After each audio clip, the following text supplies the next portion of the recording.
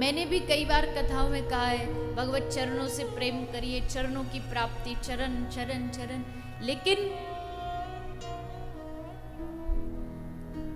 उससे भी पहले शुरुआत मालूम है किससे होगी? शुरुआत होगी रज से। चरणों के नीचे की जो रज है, हमारा अधिकार ब्रह्म को पकड़ना नहीं है। समझना इस बात को। हमारी योग्यता, हमारा अधिकार उसके पदों को यानी चरणों को भी पकड़ने का नहीं है। हमारा बस है तो, हमारा अधिकार है तो उनकी चरण रज पर है। डायरेक्ट सीधा जाके भगवान को पकड़ने की कोशिश करोगे, सीधा चरणों को जाके पकड़ने की कोशिश करोगे तो संभव नहीं है।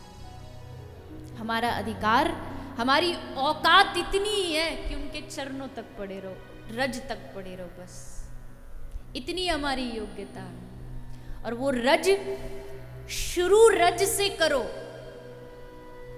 शुरुआत रज से करो। वो रज लेते लेते तुमको सब कुछ दिला देगी, सब कुछ प्राप्त करा देगी। बस उस रज पर विश्वास रखना। मैंने दुनिया में हर जगह जाकर के देखा, भारत के भी जितने तीर्थ हैं सब जगह आप गए होगे, मुझसे ज्यादा गए होगे, लेकिन मैंने कहीं दुनिया में नहीं देखा कि इतनी महत्वता, इतना भाव, इतना रस जो ब्रज की रज में है, दुनिया की किसी तीर्थ की रज में नहीं। पढ़ा भी नहीं है, मुझे नहीं पता कहीं विशेष कहीं लिखा होगा, महत्व तो मेरी नजर में आया नहीं। लेकिन ब्रजरज हर ग्रंथ में, हर रसिक ग्रंथ में लिखा है ब्रज की रज, ब्रज रज महारानी। इस रज की कृपा एक क्षण में मन को बदल देगी, एक क्षण लगेगा ब्रज की रज को तुम्हारा पूरा हृदय परिवर्तित करने। ब्रज की माटी। श्री व्यास जी कहते हैं, व्यास स्वामिनी की छवि निरखत,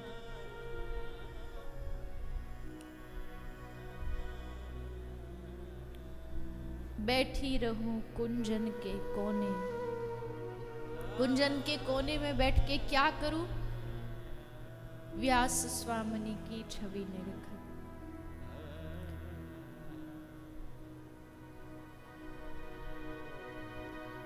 इस ब्रज को या इस ब्रज की रज को कोई साधारण मत समझना।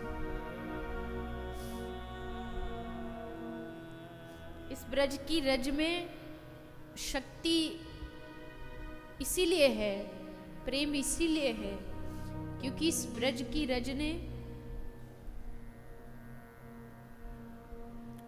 श्री कृष्ण और राधा रानी के चरणों को छुआ है, स्पर्श किया है।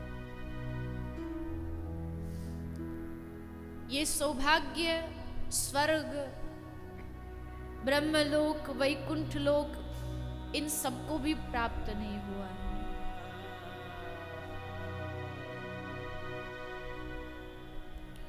इस ब्रज की रज ने श्री राधा रानी के चरणों को स्पर्श किया और वो चरण जिनको श्री श्याम सुंदर अपने हाथ में लेकर के बस निहारते रहते हैं, निहारते रहते हैं, अपलक, बिन पलक झपकाए श्री राधा रानी के चरणार बिंदों का दर्शन करते रहते हैं। आंख से अश्रु गिरते हैं और अपने अश्रुओं से श्याम सुंदर श्री राधा रानी के चरणों का अभिषेक करते हैं। वो चरण इस ब्रज की रज को प्राप्त हो। श्री राधा रानी के वो गौर वर्णा जो चरण है वो इस ब्रज की माटी को प्राप्त हो गए। इसलिए ये ब्रज की रज, ब्रज की माटी कृतकृत्य हो गई, धन्य हो गई। जा रज को शिव सनकादिक याचत, सोरज शीश चढ़ाऊं, किशोरी तेरे चरणन की रज पाऊं।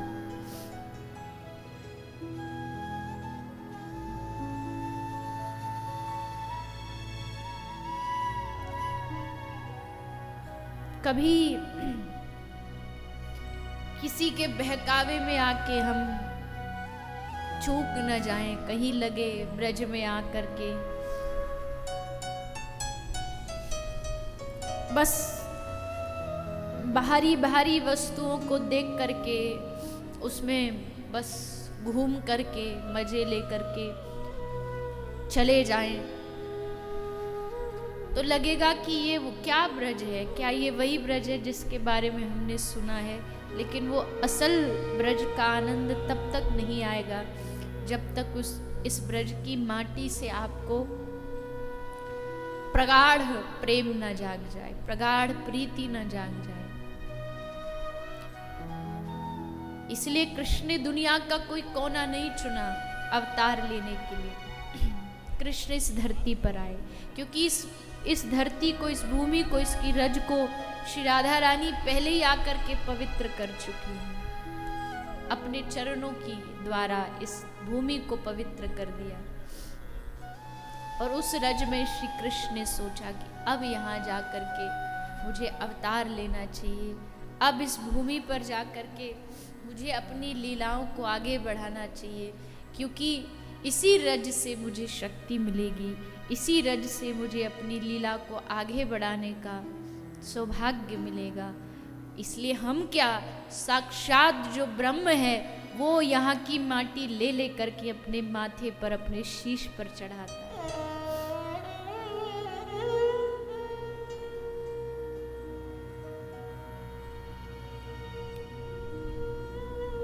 इसलिए ठाकुर जी ने ब्रज धाम को चुना। धाम में क्या शक्ति होती है ये बात स्वयं श्री राधा रानी बताती है। आपने पहले भी प्रसंग सुना, श्याम सुंदर से मिलने के लिए श्री राधा रानी कुरुक्षेत्र गई। सामने श्याम सुंदर अपना सर झुकाए, मुकुट झुकाए बैठे थे। श्री राधा ने पूछा, हे श्याम सुंदर, तुम्हारी आंखों में आंसू क्यों? तुम मेरे प्राण हो, प्रियतम हो, मैं तुम्हारी आंखों में अश्रु देख नहीं सकती, ये विषाद क्यों? कृष्ण ने नेत्र झुका के कहा, हे राधा,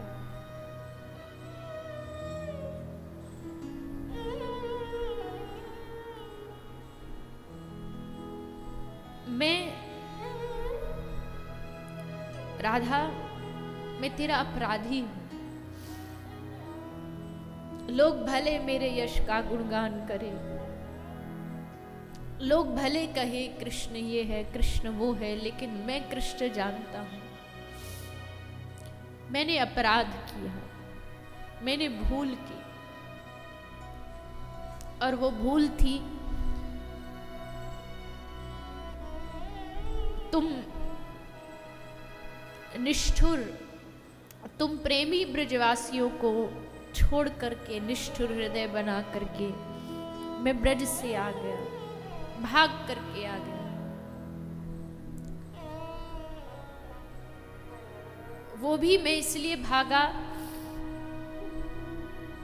जब कोई व्यक्ति बहुत ऋण ले ले, कर्जा ले ले, और कर्जा लेने के बाद उसकी चुकाने की हिम्मत ना हो, तो वो वहां से भाग जाता है। मेरे बस का नहीं है। इन ब्रज के लोगों ने मुझे इतना प्रेम दिया, इतना प्रेम दिया कि मुझे लगा कि कृष्ण अब तो इनका ऋण उतार नहीं पाएगा, अब भाग जाए यहां से।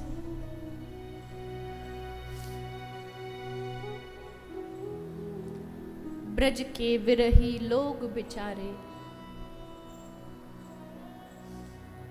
किसको जाके कहें अपने हृदय की व्यथा। कहां कमी थी हमारे प्रेम में जो कृष्ण छोड़ करके चला गया।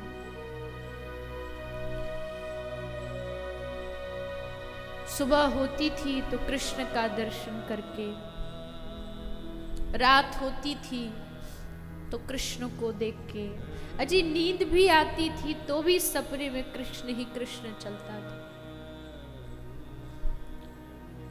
पर उसने एक बार न सोचा, सबको छोड़ चला गया।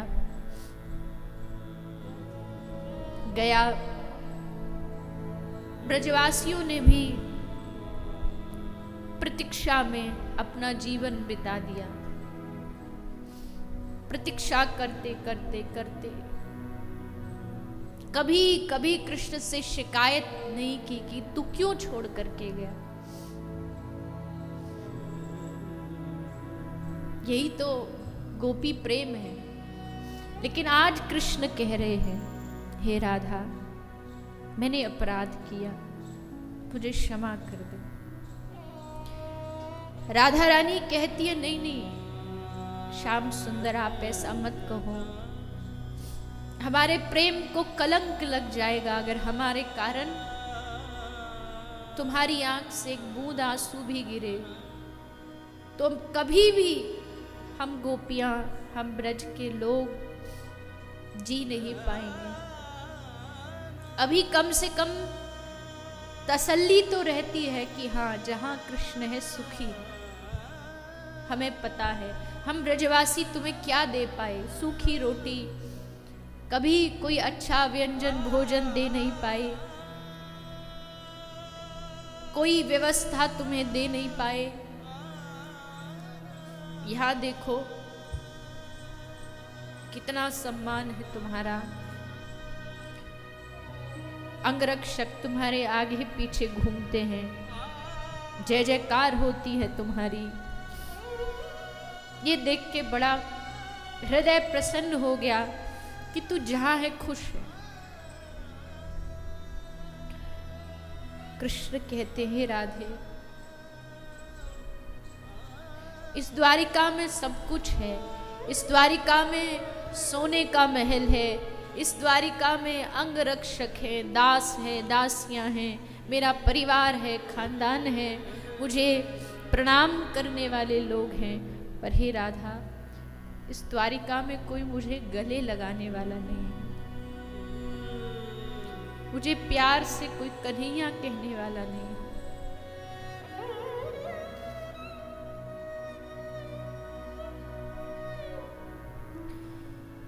ये पूरा सुख झूठा है, सिर्फ दिखावे का सुख है, इसमें कहीं प्रेम नहीं। बाहर से दिखने में बहुत अच्छा है, लेकिन भीतर से खाली है, क्योंकि जहां प्रेम नहीं वहां क्या रस। और इस कन्हैया ने तो जीवन में बस प्रेम करना सीखा था, तुम ब्रजवासियों ने मुझे प्रेम करना सिखाया। लेकिन हे श्री राधे, तुम कुरुक्षेत्र तक तो आ गई हो, एक कृपा और कर दो, तुम द्वारिका चलो मेरे साथ, उस द्वारिका की धरती को भी पवित्र कर दो, एक बार अपने चरण वहां रखो और उसे पवित्र कर दो। राधा रानी रो पड़ी, नहीं श्याम सुंदर,